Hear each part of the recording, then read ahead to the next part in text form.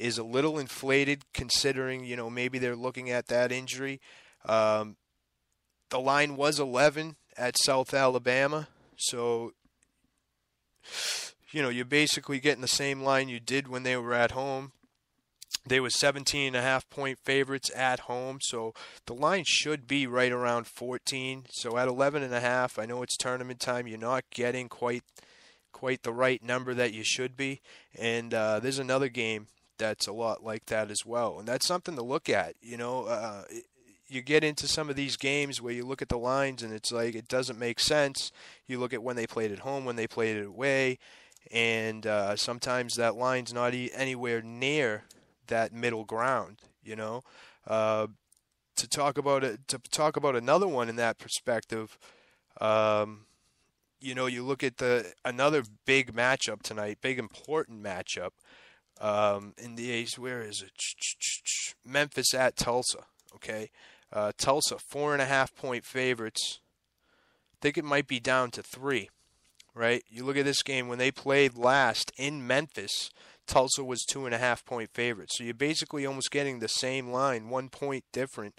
And I know Rashad Smith, he's upgraded the probable with his shoulder injury. But when they played, they lost. Tulsa lost at Memphis as 2.5 point favorites. Now neutral court, basically the same line, which doesn't make all that sense if you ask me.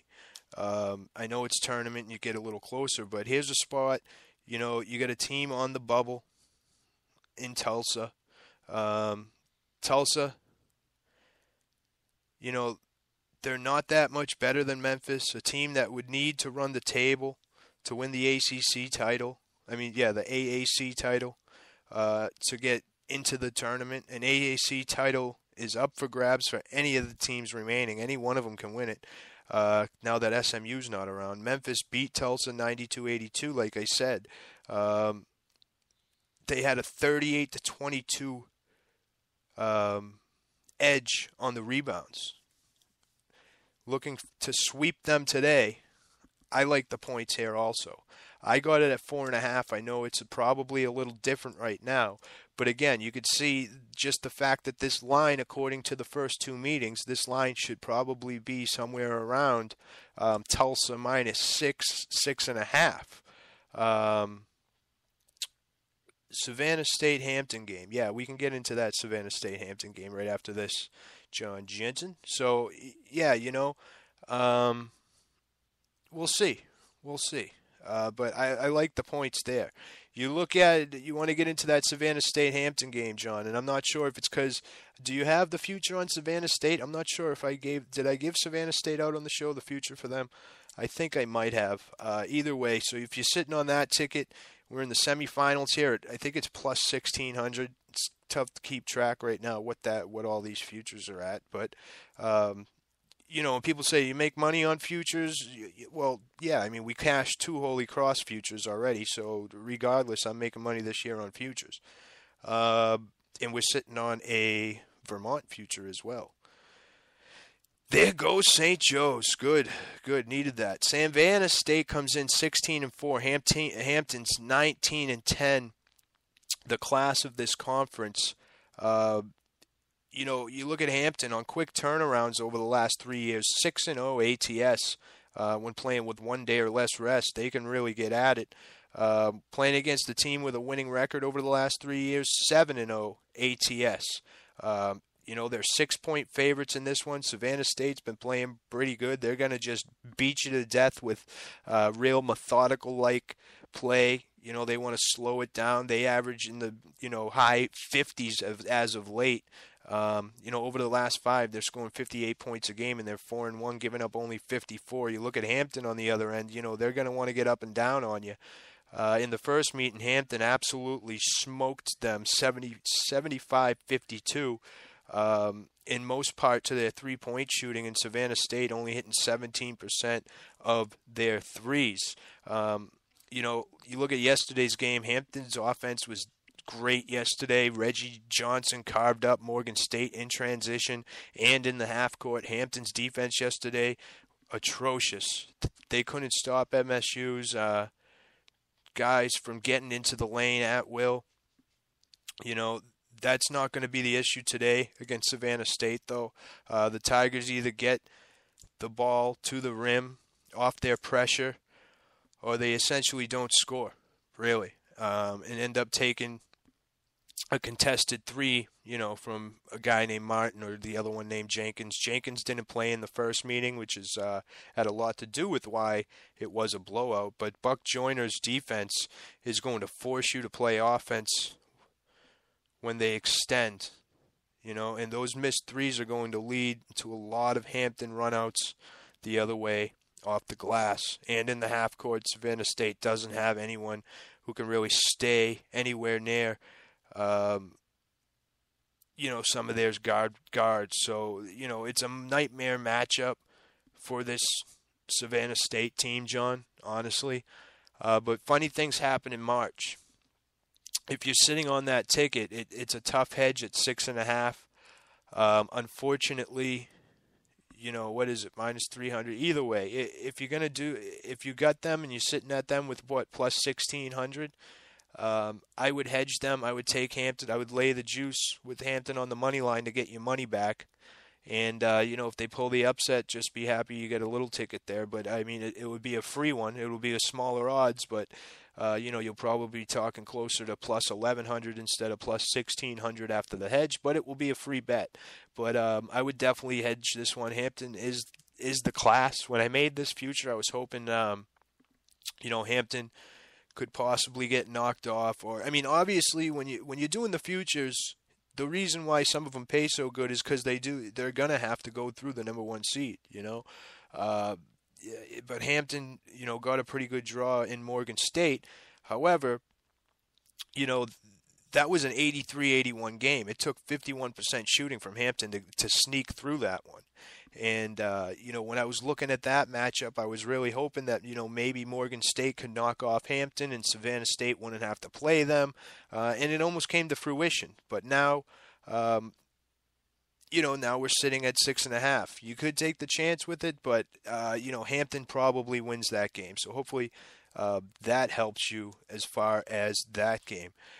St. Joe's underway here, 81-76 with a minute left. We get them on the money line. Let's hope that can stay. You want to talk about a Stephen F. Austin team? Let me tell you about this Stephen F. Austin team, right? And I'm going to say it now before it becomes the trendy pick, right? I hope they end up playing a team that like a team like Oklahoma. I'm telling you, Savannah State can beat a team like Oklahoma, a team that is dependent on the three-pointer. Savannah State can definitely give them teams a fix. Nobody plays better. Nobody takes away the three better than Savannah State. And yes, it's against lesser competition, but defense is defense. They're not. It's not like they're leading the conference in rebounds because they play against smaller people. They're just really good at taking away the 3-point line. Tonight, 16.5-point favorites. And they should roll. They got a multiple point guard spread motion offense. Just too much for this conference. And add in, crazy pressure. No reason they shouldn't just obliterate this team.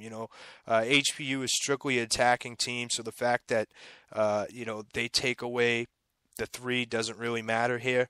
But the fact is they don't really have a point guard against this pressure. So, it should be a lot of turnovers for Stephen F. Austin. Yeah, Austin. So we'll see how it goes. But I don't know if I would lay the 16.5, but that game should get really, really ugly. John Jensen, what are you saying? So you're saying Savannah State, but I think you mean Stephen F. Austin. No, I'm talking about a different game now, John. Oh, did I say Savannah State? Yeah, I mean Stephen. Yeah, I'm talking about Stephen F. Austin as far as taking away the three. As far as the Savannah State-Hampton game, I'm saying Savannah State's going to have a lot of trouble with Hampton. Hampton's probably going to win, and if you got a future on Savannah State, to probably hedge it. As far as Stephen F. Austin laying the 16, they should blow them out tonight. So two different things. I'm sorry if I was crossing it up. But back to some of the bigger games. If you want to get into some of these bigger ones, with some other ones to talk about here.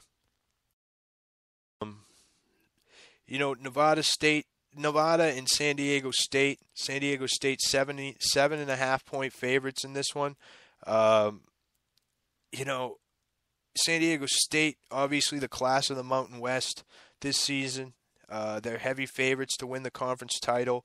What everyone is calling one bid league. Aztecs have been as dominant. It hasn't been as dominant of late, though. I believe.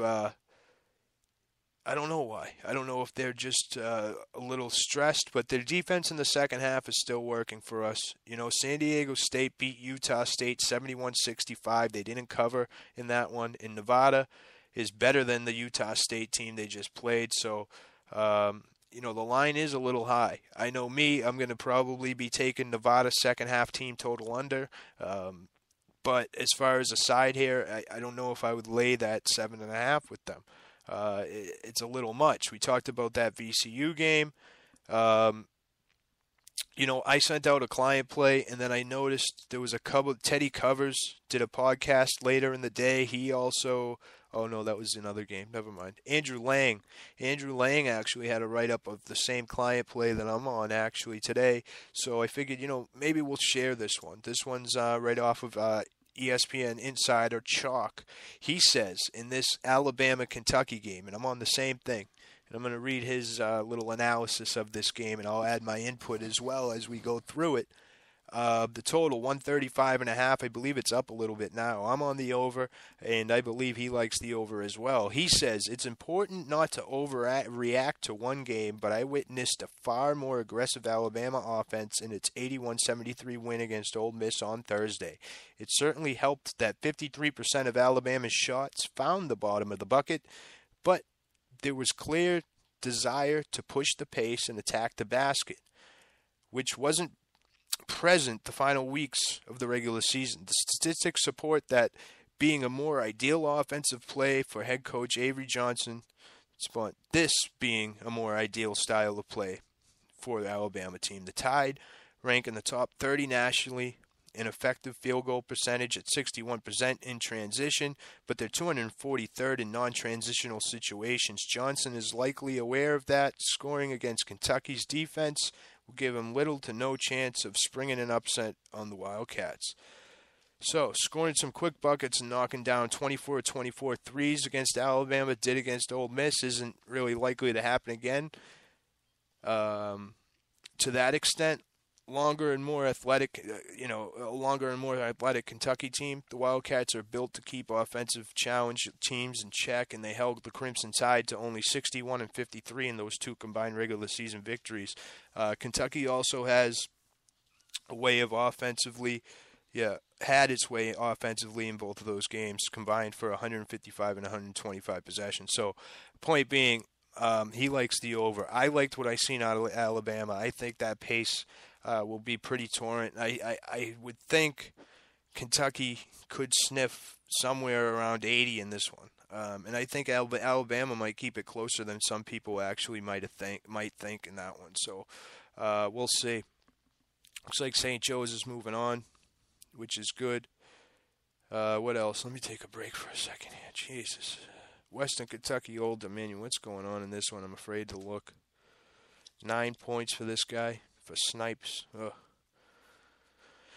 So anyway, let's do a quick rundown here of the rest of the games. UT Arlington back in action tonight, laying 9. That's an interesting one. Notre Dame, North Carolina. That should be basically a slugfest. What are we up to here? 52 points with 3.5 to go. I think this one is in trouble. 53, 54. No, what are we at? 53 points with 3.5 left. Yeah, big trouble in this one.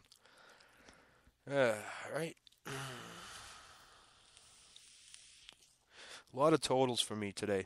Stayed away from the side. How about Seton Hall, Xavier? I like Xavier in that one. Oklahoma, West Virginia. Pick your poison. Not really, up for that. Arizona, Oregon went down and beat Arizona. Little revenge factor there in a game that I'm not sure who it means more for in that one. I think both are pretty solidified.